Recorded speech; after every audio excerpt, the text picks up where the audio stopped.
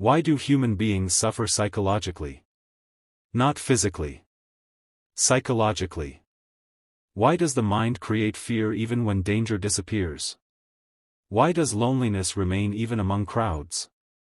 Why does thought never seem satisfied? Few thinkers explored these questions more radically than Jiddu Krishnamurti. A man who rejected religion, rejected gurus, rejected systems, rejected followers, and spent his life asking humanity one terrifying question. Can you observe yourself completely honestly? Because perhaps the suffering you fear most is not outside you. It may be created inside the movement of thought itself. Part 1: The mind never stops running. Krishnamurti believed the human mind rarely stays still. Thought moves constantly. Comparing, remembering, fearing, projecting, regretting, hoping. Humans call this normal. But what if this endless movement creates suffering? Think carefully. How many thoughts today were about the present moment? And how many were about yesterday, tomorrow, fear, image, or psychological survival? Right now, while listening, your mind is already trying to escape silence. Notice that. Do not fight it. Just observe. Part 2: Fear is created by thought. Krishnamurti made a shocking observation. Most psychological fear is not immediate danger. It is thought imagining pain. The body reacts before reality arrives. Humans fear losing love, losing status, losing identity, loneliness, death, rejection, uncertainty. But often, the feared event is not happening now. Thought projects suffering into the future. And the mind lives inside anticipation. Ask yourself something honestly. How much of your suffering exists physically? And how much exists psychologically? Part 3: The prison of comparison. Modern life teaches comparison constantly. Better career, better appearance, better relationships, better lifestyle. Social media intensifies this endlessly. Krishnamurti believed comparison destroys peace because the mind becomes divided. You become who you are versus who you think you should be. And inside this division, conflict begins. The tragedy is that many people never actually live. They spend life trying to become someone else. Notice what happens internally when you compare yourself to others. A subtle pain appears immediately. Almost invisible. But always present.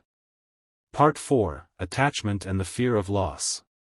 Humans become attached to people, beliefs, routines, memories, identities.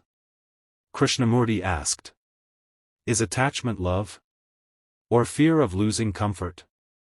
This question disturbed many people. Because attachment creates dependency. And dependency creates fear. The mind says, I cannot exist without this. Then anxiety begins.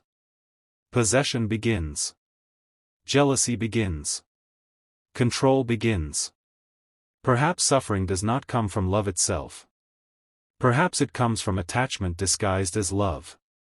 Part 5: The escape from loneliness. Krishnamurti believed humans constantly escape inner emptiness. Through entertainment, relationships, ambition, social media, ideology, noise, addiction to activity. Why? Because silence reveals loneliness. And loneliness terrifies the human mind. Not ordinary loneliness. Existential loneliness. The feeling that internally something feels incomplete. Have you noticed how difficult it is to sit completely alone? Without touching your phone? Without distraction? Without noise? Why is silence so uncomfortable? Part 6, The Observer and the Observed. One of Krishnamurti's deepest ideas was this. The observer is the observed. Meaning, the anger you observe is not separate from you. The fear you analyze is you. Humans create internal division. I must control fear. I must defeat anxiety. I must eliminate suffering. But Krishnamurti believed this creates conflict because the controller itself is another movement of thought. The mind fights itself endlessly and becomes exhausted. What if psychological peace does not come from control, but from understanding? Part 7, The Illusion of Authority. Krishnamurti rejected spiritual authority completely.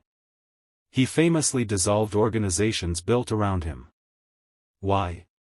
Because he believed humans seek psychological security through leaders, systems, and beliefs. People want certainty, instructions, conclusions. But truth, according to Krishnamurti, cannot be repeated mechanically.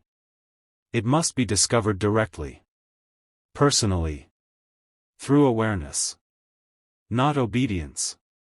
Be honest with yourself. How many of your beliefs are truly yours? And how many were inherited from society, family, culture, fear? Part 8, Suffering and Time. Krishnamurti often spoke about psychological time. Not clock time. Inner time. The idea that, I will become happy later. I will heal eventually. I will become complete someday. The mind constantly postpones peace. Always chasing psychological arrival. But what happens? The future never arrives psychologically. It only becomes another present moment. So humans remain trapped. Chasing. Becoming. Waiting. Part 9, Can Suffering End? Krishnamurti asked something radical. Can suffering end completely? Not temporarily. Not through distraction. Not through belief. Actually end. His answer was unusual. Suffering ends when the mind sees itself clearly without distortion. Without escape. Without condemnation. Without resistance. Pure observation. Because awareness transforms what suppression never can. Right now, as you listen, observe your thoughts without controlling them. Just for a moment.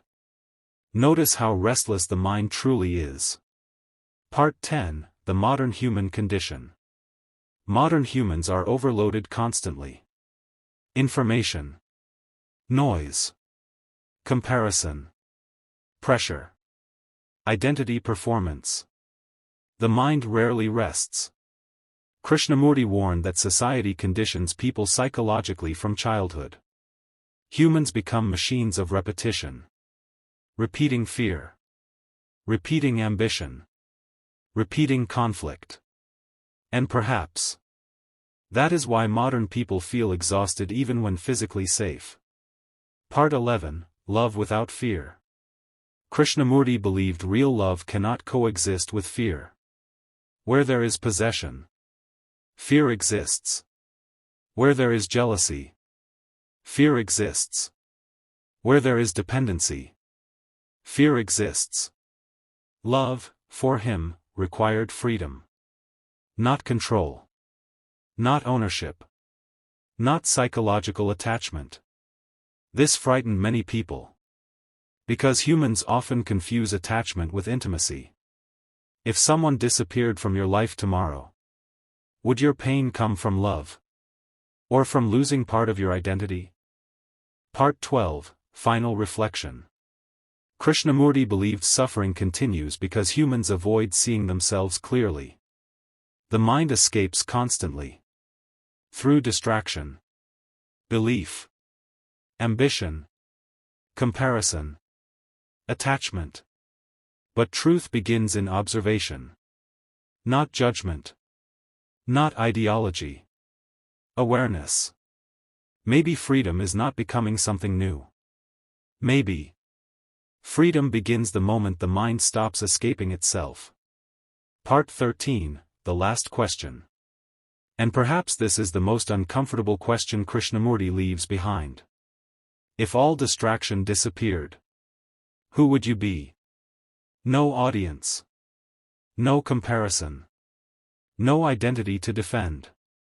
Only awareness. Only silence. Only you. Could you remain there peacefully? Or would the mind run again?